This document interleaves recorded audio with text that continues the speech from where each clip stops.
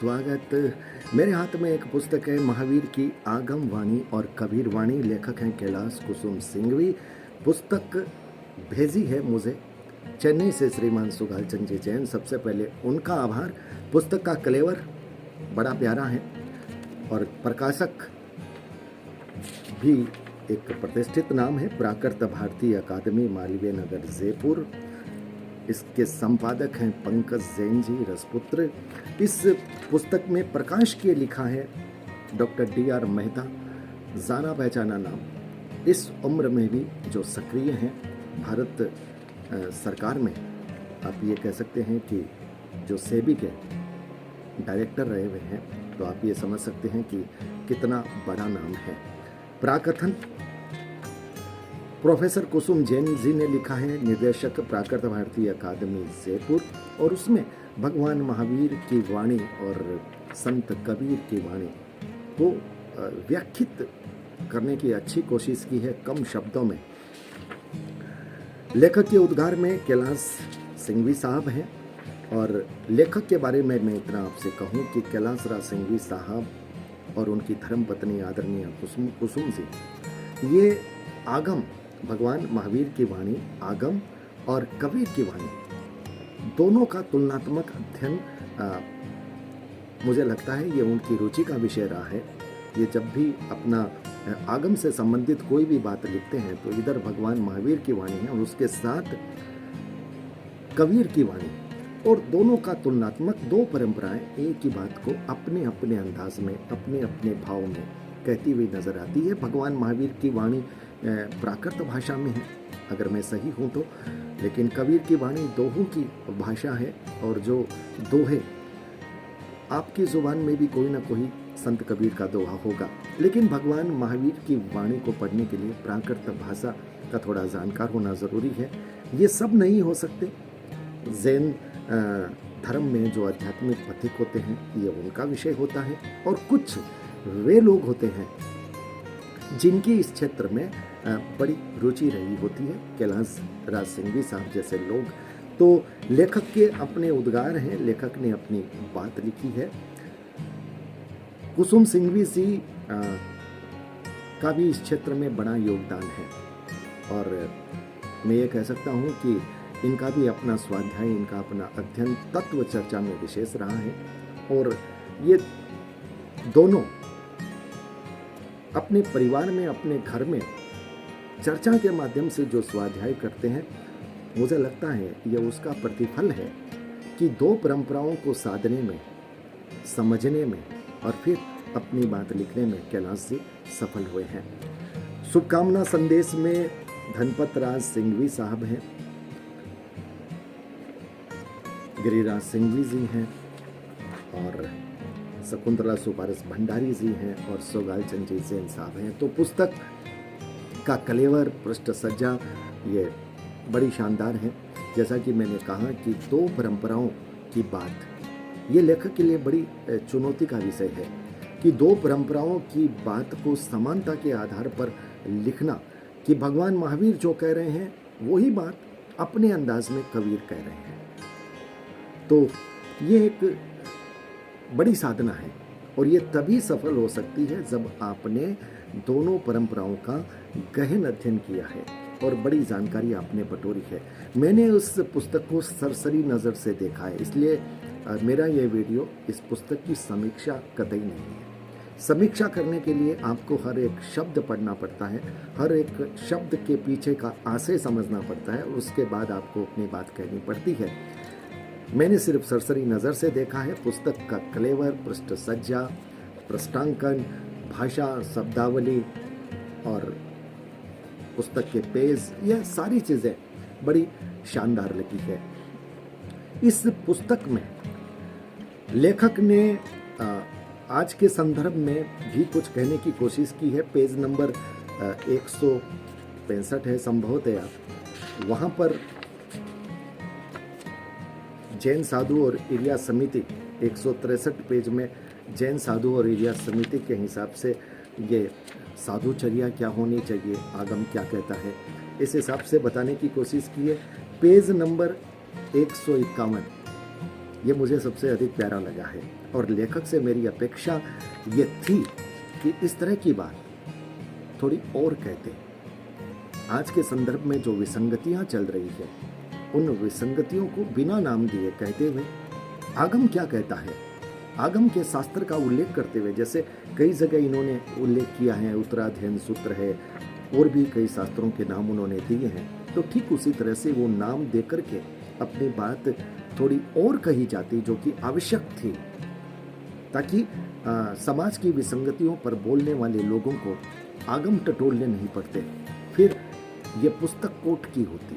इस पुस्तक को कोट करके लोग ये बताते, लोग ये सवाल करते कि इस पुस्तक के इस पेज नंबर में आगम से संबंधित तथ्य दिए गए हैं, तो ये थोड़ी आसानी होती, पुस्तक की श्रेष्ठता में और चार चांद लगते और जनोपयोगी बनती, लोगों के हाथों में और आसानी से पहुंच सकती थी। लेकिन फिर भी लेखक ने यहाँ कोशिश की है, ये कोशिश और अधिक होनी चाहिए थी। मेरा कहने का आशय यही है कि जैन समाज गहन चिंतन करे, साधवाचार में शिथिलाचार क्या क्या क्या शिथिलाचार हो रहे हैं, थोड़ा और कहा जाता। बहुत सारे प्रसंग, बहुत सारे उदाहरण विसंगतियों के सब जगह देखने को मिलते हैं। कहीं नाम देने की आवश्यकता नहीं है किसी पंथ की, किसी परंपरा की, किसी आध्यात्मिक प्रतीक की, लेकिन जो चल रहा है उसे बताने की आवश्यकता थी। और वो क्यों नहीं होना चाहिए, भगवान महावीर का आगम क्या कहता है, इसे थोड़ा स्पष्ट रूप से रखने की ज़रूरत थी। तुलनात्मक अध्ययन अपने हिसाब से अच्छा है। हर महापुरुष ने, युग पुरुष ने अपने अपने समाज के लिए अपनी अपनी परंपराएं, अपनी अपनी नीतियाँ, अपने अपने आदर्श और व्यावहारिक संदर्भ दिए हैं। तुलनात्मक अध्ययन हुआ तो अच्छा है, नहीं भी होता तो भी हर समाज अपने युग पुरुष की, अपने आदर्श पुरुष की, अपने भगवान की, अपने गुरु की बात का अनुसरण करता है। पर चूंकि दो परंपराओं का तुलनात्मक अध्ययन है, तो कबीर पंथ के जो लोग हैं उनके लिए भी ये पुस्तक कहीं ना कहीं उपयोगी होगी, और जैन समाज की परंपरा के जो लोग हैं ये उनके लिए भी उपयोगी होगी। लेकिन लेखक से ये अपेक्षा बनती थी कि जैन समाज की परंपराओं पर कुछ विशेष प्रकाश डाले, भगवान महावीर पर थोड़ा और वजनदार प्रकाश अगर इसमें डाला होता तो मुझे लगता है कि जैन समाज के लिए ये पुस्तक और अधिक उपयोगी इसलिए बन सकती थी कि आगम तक लोग यात्रा नहीं कर पाते हैं, इस पुस्तक की यात्रा कर लेते और इस पुस्तक के पृष्ठ संख्या का उल्लेख कर देते, क्योंकि इस पुस्तक के पृष्ठ संख्या में आगम का कौन सा शास्त्र है, कौन सा पृष्ठ है, वो लिखा होता तो फिर कहीं दिक्कत ही नहीं थी, लोग इस पुस्तक को कोट करते। अगर लेखक ने इस संबंध में कि आज के संदर्भ में जैन समाज में ये शिथिलाचार, ये विसंगतियाँ कहाँ कहाँ तक चल रही है, भगवान महावीर का आगम क्या कहता है, तो आगम की जो उल्लंघना है, अतिक्रमण है, वो कहाँ हो रहा है, अगर इस पर थोड़ा प्रकाश डाला होता तो और अच्छा होता। वैसे इरिया समिति के बारे में बात आई है, काफ़ी कुछ लेखक ने अपने हिसाब से कहने की कोशिश की है। आगम, सुभाषित और कबीर, ये सारी बातें कहीं ना कहीं तुलनात्मक रूप से कि भाव, विचार, शब्द, अंदाज अलग है, लेकिन बात आती वहीं पर है। तो ये जो एक पक्ष रहा है, ये पक्ष निश्चित रूप से सराहनीय है। हाँ, एक संदर्भ ऐसा है जहाँ पर मैं सहमत नहीं हो पा रहा हूँ, मुझे नहीं मालूम आप लोग जो सुनने वाले हैं वो सहमत होंगे या नहीं होंगे। यहाँ पर आगम वाणी पेज नंबर 26 है इस पुस्तक का। लेखक भी देखें और भी जिनके पास ये पुस्तक पहुँच गई है वो भी मेरी इस भावना को सुने। मैं कितना सही हूँ, कितना मैं नहीं समझ पाया, ये भी बताने की कोशिश करें।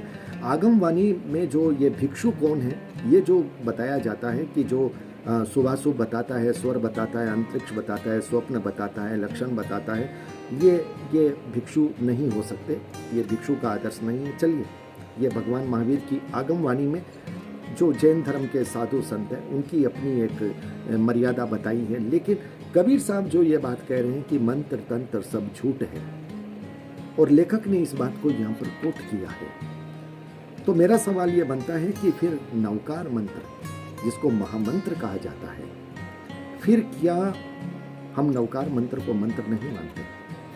जब हम यहाँ पर कबीर साहब की इस वाणी को दे रहे हैं, देखिए मेरा एक मानना है, ज़रूरी नहीं है कि हम सब बातों से सहमत हों और सबसे असहमत हों। हम जिस विचारधारा की कई बातों से सहमत होते हैं, हम उसकी तुलना कर सकते हैं। लेकिन अगर कहीं बात ये लग रही है कि मंत्र तंत्र सब झूठ है, मति भरमो जग कोई, सार शब्द जाने बिना कागा हंसने कोई। सार शब्द का सार, ये ठीक है, लेकिन मंत्र तंत्र सब झूठ है। मैं इसको जितना समझ पाया हूं, मेरी ये मान्यता है, जो मैंने समझा है, पढ़ा है, जाना है, सनातन संस्कृति कह लो, जैन संस्कृति कह लो, शब्द से ही मंत्र बनते हैं, शब्द ही आवाज देते हैं। तो मंत्र भी है, तंत्र भी है और यंत्र भी है, सारी चीजें विद्यमान है। हम ये कह सकते हैं, इनका जो प्रयोग गलत रूप से हो रहा है वो गलत है। इसका प्रयोग अनावश्यक रूप से या गलत रूप से हो रहा है, हम उस गलती को व्याख्यात कर सकते हैं। पर मंत्र तंत्र सब झूठ है, ये मैं तो नहीं कह सकता। इसलिए यहाँ पर मेरी असहमति बनती है। हो सकता है कैलाश राज सिंघवी साहब इससे सहमत होंगे, और जब सहमत है तभी उन्होंने ये संत कबीर का ये जो दोहा है उन्होंने यहाँ पे दिया होगा। तो फिर सवाल है कि क्या नौकार मंत्र, जिसे हम जैन दर्शन में महामंत्र कहते हैं, क्या फिर वो मंत्र नहीं है? सनातन संस्कृति के सैकड़ों हजारों मंत्र, जैन दर्शन में भी आपको बहुत सारे मंत्र मिल जाएंगे। बहुत सारे धर्म परंपरा में अपने मंत्र हैं, शब्दों से मंत्र बनते हैं और उनकी अपनी आवृत्ति का प्रभाव होता है। तो हम उनकी आवाज़, उनकी आवृत्ति की शक्ति को नकार नहीं सकते। तो यहाँ पर मेरी थोड़ी असहमति बनती है। बाकी ये पुस्तक ऐसी पुस्तक है जिसमें सामान्य रूप से आप महावीर को भी अच्छे रूप से जान सकते हैं मुख्य बिंदुओं में, उसके साथ कबीर को भी जान सकते हैं, दोनों परंपराओं की खूबियों को जान सकते हैं। और लेखक ने ये कोशिश की है। पुस्तक का प्रकाशन और कलेवर, पृष्ठ सज्जा ये बहुत अच्छी हुई है। हालांकि एक जगह, मुझे एक दो जगह ऐसा लगा है कि जैसे नया संदर्भ शुरू किया जा रहा है तो उसको नए पेज से शुरू किया जा सकता था, उसको एकदम आखिर में शुरू किया गया। जैसे 151 नंबर पेज है, जैन समाज गहन चिंतन करे, इसको एकदम आखिर में लिया गया है। और अगर यही नए पृष्ठ पे शुरू होता तो थोड़ा और फोकस पड़ता, थोड़ी और इसकी अच्छी, अब ये खूबसूरती इसकी थोड़ी बढ़ती। विशेष बहुत अच्छा है, लेखक को बहुत बहुत बधाई दे रहे हैं, प्रकाशक को बहुत बहुत बधाई दे रहे हैं कि आपने एक अच्छी पुस्तक प्रकाशित की है। जितने भी लोग जुड़े हैं उन सब का आभार। एक तरह से हम ये कह सकते हैं कि टीम वर्क का काम होता है, एक व्यक्ति के माध्यम से नहीं होता।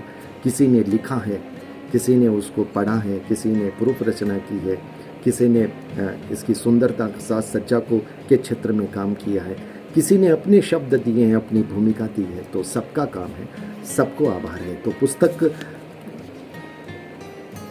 सबके घर में जाए और सब इसे पढ़ें, समझें। और कैलाश जी जब इस क्षेत्र में और कदम बढ़ाएं तो आज के संदर्भ में सच लिखने की और उसे अपने शब्दों में, चूंकि वो शास्त्र की बात करते हैं तो शास्त्र का उल्लेख देते हुए लिखने की अपेक्षा है, वो अगर की जाती है तो मुझे लगता है कि पुस्तक की उपयोगिता, श्रेष्ठता और समाज के हित में उसका महत्व और बढ़ जाता है। तो आप सबका बहुत बहुत आभार। नमस्कार।